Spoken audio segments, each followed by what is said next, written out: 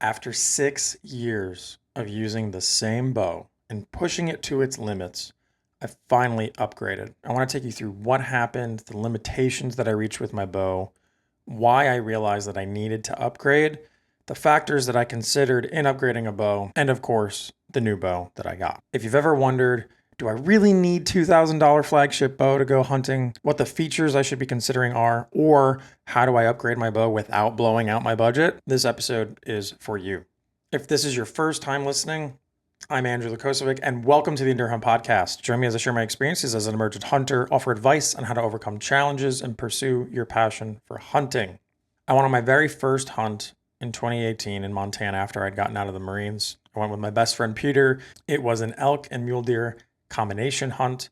Although we didn't have a clue what we were doing at the time, we ended up hunting mule deer mostly. Never had a chance to take a shot, but I was absolutely hooked on hunting after that. It was my very first hunting experience. It was November. It was cold and snowy, but it was beautiful and difficult. And it was a rifle hunt. At the time, I lived in New Jersey. And in New Jersey, there is no rifle season. All hunting is either bow, shotgun, or muzzleloader. And the muzzleloader and shotgun seasons are all permit-based, not very long seasons. So when I went back home and I knew I wanted to hunt, I had to make a choice about what I was going to do. And after evaluating my options, I felt that the best thing for me would be to get a bow and to do the archery season. It's the longest season. It would provide the most opportunity for me to hunt, and I knew I was going to need it. I had no idea what I was doing. I was going to make a lot of mistakes. So the more at-bats that I had, I felt I would be putting myself in a better position to have success. The catch is, I've never shot a bow before. So one day, my wife and I went to a local archery club. They had these sort of intro to archery. It was like $10 a person. And you got these little compound bows. They're like 20 pounds maybe. You don't even need a release. You just pull them back and you're shooting 15 yards max. We were horribly inaccurate. Both of us did a few shots and looked at each other. We're like, this is fun. I could do this. And at that point, I knew even if I ended up not hunting and I just started doing archery, it would be a lot of fun and it was something that I think I could love. But the reason we did this was because I wanted to go hunting.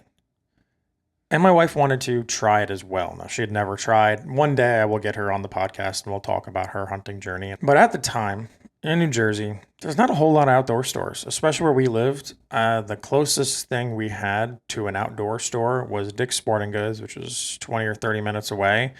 Anything else was an hour or more, possibly. I don't remember exactly. But I know that within an hour, the only thing I had was a Dick's Sporting Goods. And honestly, I got super lucky. I went in there and the one guy who actually hunted and knew anything about bows was there and worked in the archery shop. I walked in. Honestly, I didn't do a ton of research. I didn't know what I was doing. So I went in, I asked the guy questions, and my wife and I left after spending about $600. 2 bows, 2 releases, 2 sets of broadheads, 2 sets of field points, and 2 sets of cheap arrows. $600. That was what we started with. That is what I hunted my first season with. And I used that bow. I upgraded it over time, but I used that bow until this year. That same bow. Over the years, I've upgraded just about every part of that bow. The rest, the sight, the stabilizer, my release. I absolutely spent more money in upgrades than the bow was worth. Undoubtedly, unquestionably. But I didn't upgrade all at once. I upgraded over time. And this is something that, especially if you're hunting on a budget, you should really spend the money on hunting tags and experiences. Don't spend all of it on the best gear. I'm going to just jump ahead and say that you don't need a flagship bow to hunt. People kill elk with recurves. Yes, is it difficult? It's harder? Absolutely. I'm not ready for that. You don't need to spend $2,000 on a bare bow and then drop another $500 or $600 minimum on the nicest equipment that you can get on it to set it up. When you look at the specs, the differences aren't that much. When you get up to that high level, it is the usability and some of the ease of shooting that an entry-level archer or even a medium-level archer, I'll just say the average, is not going to benefit from. Like, yes, maybe the draw cycle is a little bit easier and smoother, but you're going to get used to the draw cycle on the bow that you've got. Just shoot it. The bow in its initial configuration is actually how I took this whitetail, my first year in New Jersey on public land. I worked my butt off to get him. I made a bunch of mistakes. I hunted basically every weekend for 3 months and as many days as I could after work, which was probably not as many as I could have, but I was out there as often as I could, making all of the mistakes, missing deer, freaking out, until finally one day during the rut, he came under my stand and I got a shot at him at, I want 25 yards, I think. I may have upgraded the rest at that point. I don't remember if it was before him or after the season was over. And the reason I upgraded the rest first is the original bow I bought, and I never said this actually, was a Diamond Edge SB1. They still sold that bow until a year or so ago. It's still honestly a great entry-level bow. It goes up to 70 pounds, 30 axle, I think, maybe 31. And it came by default, at least when I bought it, with a whisker biscuit that had 3 sets of whiskers in a sort of Y pattern. And the rest, the arrow would drop in on the top of the Y and then would get held in. Well, I had 2 experiences where I drew back on a deer, and as I was drawing back, my arrows slipped in between the whiskers and smacked the side of the rest, and it makes a clinking sound. And I lost 2 deer that way. And I got tired of it. So I upgraded. Originally, I think I upgraded to like just a full capture whisker biscuit. And eventually down the line, I upgraded to a drop away rest. The next thing I upgraded was the sight. The sight that it came with was honestly trash. Sights are sights. They have reflective pins that absorb sunlight so that you can see them. And the original one that I got was a 4-pin sight. It came with the bow. And every single sight pin had to be adjusted manually with an Allen key. That got old real fast.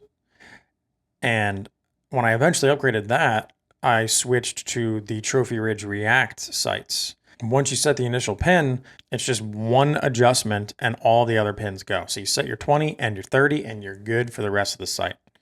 I loved that. And the theme here is I upgraded my bow over time to solve the problems that I was facing with my bow. I would try and get as good as I could with the configuration. And then when I found what my limitation was or the thing that was annoying me, I upgraded it. For a while, I got all into heavy arrows. And I pushed it too far. I think my current arrow setup is like 650 grains, which is ridiculous. I probably am going to do my next setup at like 450 grains. But the limitations of my bow started revealing themselves 2 seasons ago. And it was with this heavy setup, but I always knew that I was going to reach a limit with this bow. I was hunting with Carrie Beeson of the Salty Yak podcast. And it was actually for this whitetail behind me here. His name is Lopside. So I went hunting with Carrie and we're sitting in the blind and we're looking for basically any deer. He had an idea of what kind of deer we were looking for. So I was just following suit with what he said.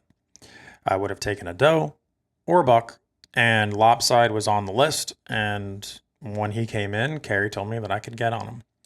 Comes into 20 yards, I get settled in, I drop back, and I hold right behind the shoulder, release, and we were recording it. And it was a perfect shot. The arrow went exactly the way I aimed. Now, I aimed a bit high. And I say a bit high because Texas deer duck like crazy. And I should have aimed at the very bottom of the chest, realistically, with how much he ducked. And I watched this arrow that in slow motion It looked perfect. And just watch him duck and go right under it and shot right over his back. I was devastated, lost. I was just like, oh man, I can't believe I missed.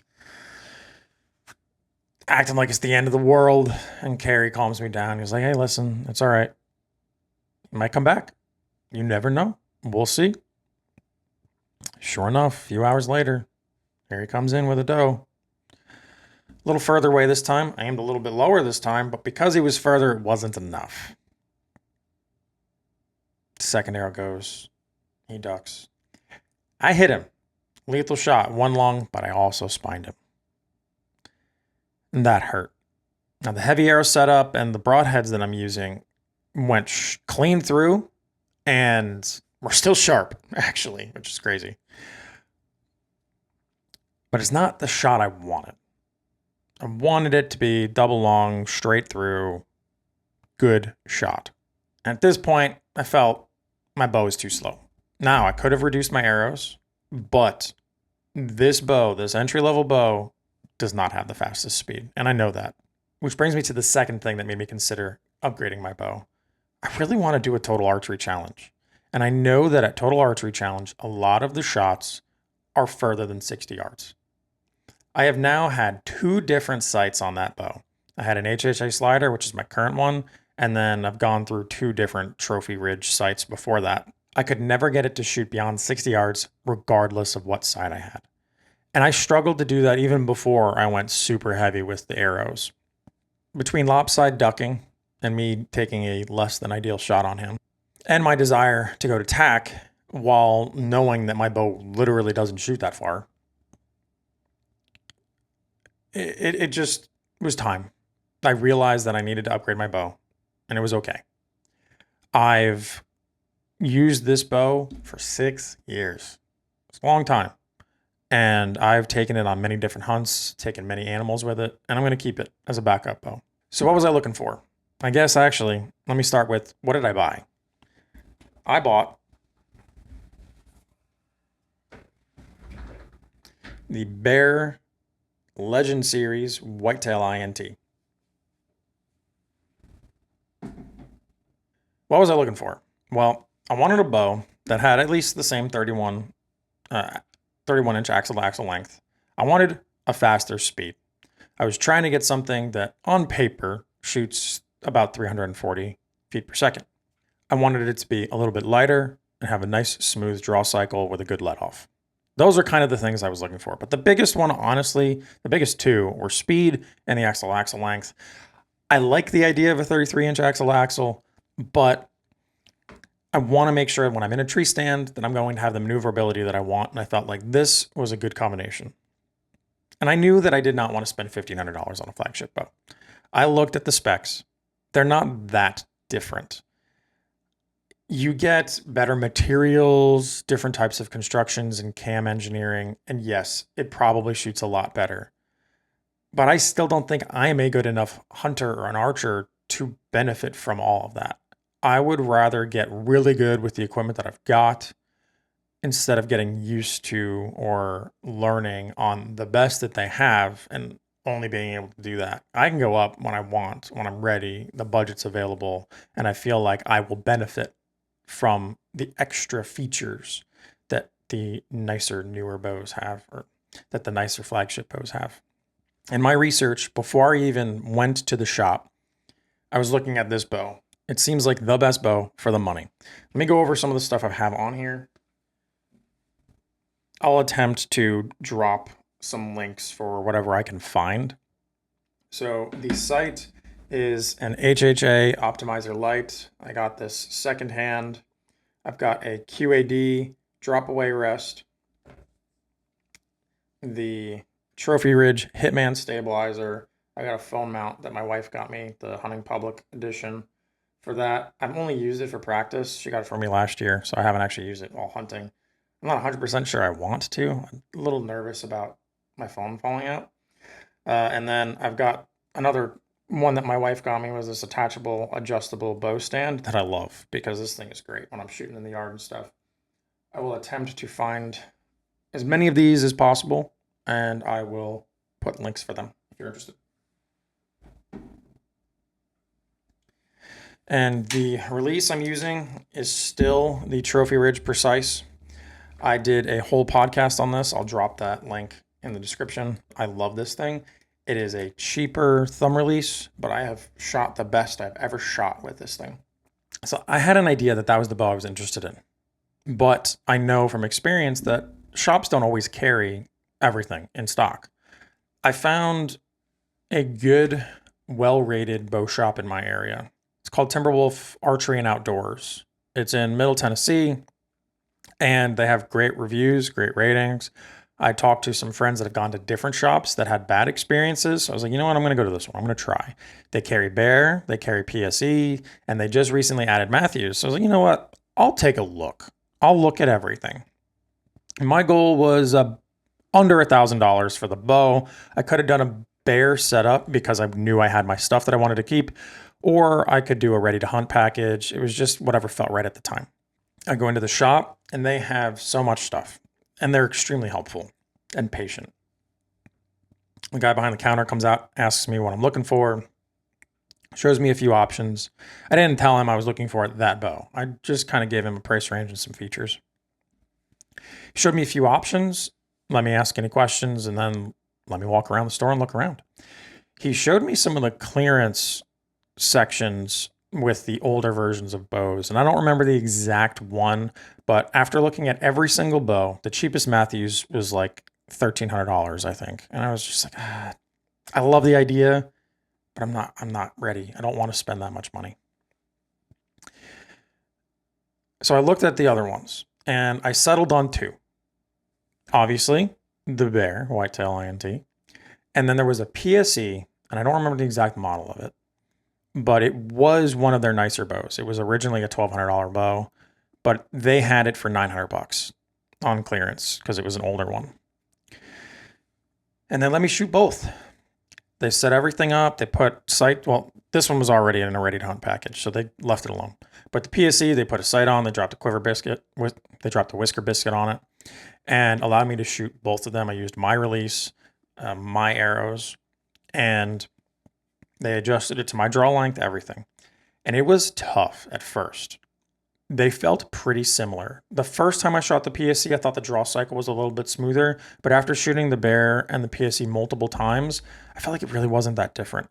And there was about a pound of weight difference in the PSE and the Bear. The Bear was lighter, which I know from a stabilization standpoint, having a little bit more weight is better. But there have been times where I've had to hold my bow out for a minute or more. And I also do long backpacking Western hunting trips. I'm going to shave the weight a little bit if I can, especially if I can get similar speed and shootability out of the bow.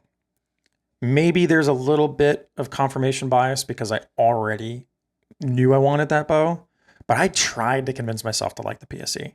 And I still, at the end of the day, went home with the Bear. It's a $720 bow with the ready to hunt configuration. They moved everything over. They didn't set up both bows, but included in my purchase, they moved everything over, set everything to my configuration, not the sight, but everything else. And they paper tuned it, which took some time with the ridiculous arrow setup that I have. I left that shop shooting bullet holes. I mean, actual bullet holes. I've never done paper tuning before. And it was, one, awesome to see how much attention to detail these guys had, but two, how good you can get something to shoot with the tiniest bit of adjustment. I mean, really small adjustments. I highly recommend Timberwolf Archery and Outdoors if you're in the Middle Tennessee area. So now I've gotten home. I've had this bow for about 2 weeks. I'm dialed to 20 and 30 yards. We've had a lot of stuff going on, so I haven't pushed it. Well, actually, that's not true. I did push it beyond it, and I lost an arrow. I got it sighted in at 20 and 30.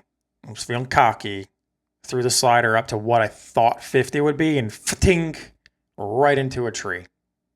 So, lost another arrow. I only have 3 arrows left in this current setup. I'm going to upgrade. I'm going to get new ones. They're going to be lighter, but I'm just trying to get the strings settled in. I know I'm going to have to add a twist to the peep or something.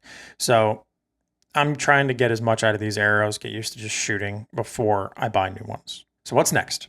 I plan on seeing how far I can push this thing. So far, the groups are tighter. So the distance between my adjustments for 20 and 30 is much narrower than it was with the old bow, even with the same arrow setup, which is nice. So I'm going to see how far I can push it with this arrow setup, and that will give me an idea of what I need to do to get to 80 yards with a new arrow setup. And that's the goal. I don't think I'm going to be able to do attack this year. It's too late. But my hope is that I will have this whole thing set up, dialed in, able to shoot out to 80 yards midsummer. Next year, I'll be able to go to tack. I hope. I really want to do attack. Now, I'm not saying that this is the solution for everyone. Your bow choice is very specific to your needs, and that's something that you should pay attention to. The key takeaways that I think are you don't need to spend $2,000 or more on a bow. You don't. You can hunt and take elk, mule deer, whitetail deer with a beginner bow setup, a mid-level bow setup. All bows are pretty good nowadays. Get very good at shooting what you've got. Learn your equipment well. Learn it, use it, and you'll be okay. When you do go to buy a bow, find a shop that lets you shoot them because they're expensive. They're kind of hard to sell secondhand because depending on the bow, it may not be fully adjustable.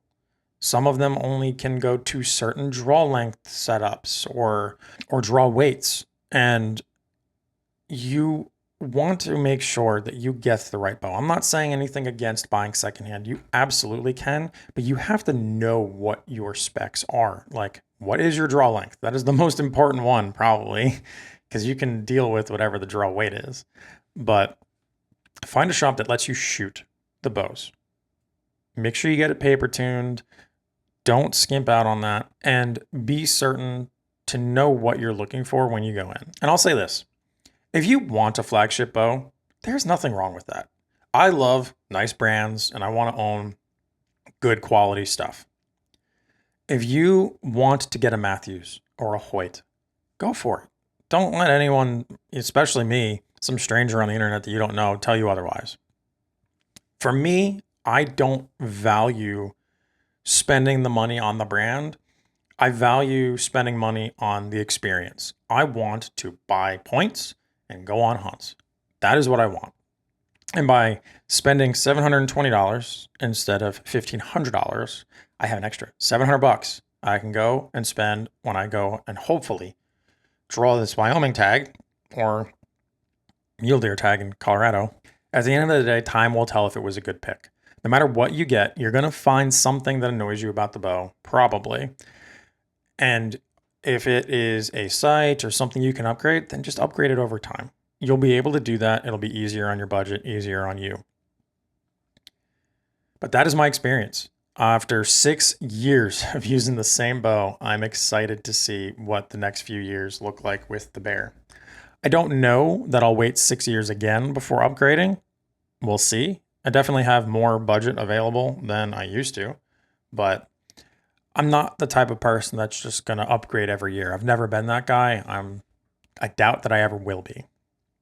But we will see. I'm excited to see what this hunting season looks like, how far I can push this bow. I will probably provide an update in an upcoming podcast once I max it out, get new arrows and everything, and talk about, what I ended up doing, what the setup is going to be, and how I'm applying it for the hunting season. I'm super excited. And if you made it this far, I just want to thank you. As I always close out these podcasts, time is our most valuable asset, and I don't take it for granted that you chose to spend it with me. I hope that you learned something about upgrading bows, the mindset, and the considerations that you should have, and I just hope that this was valuable to you. That is always my goal. I create this content because I want to help people that are in a similar situation to me or coming from a situation like I was. So thank you, and I hope it was worth your time. I'd love to hear from you either in the comments or shoot me a message on Instagram at EndurHunt, ENDURHUNT. I am horrible at posting on social media, but I do check my DMs. So if you send me a DM, I will look at it. Thank you, and I'll see y'all next time.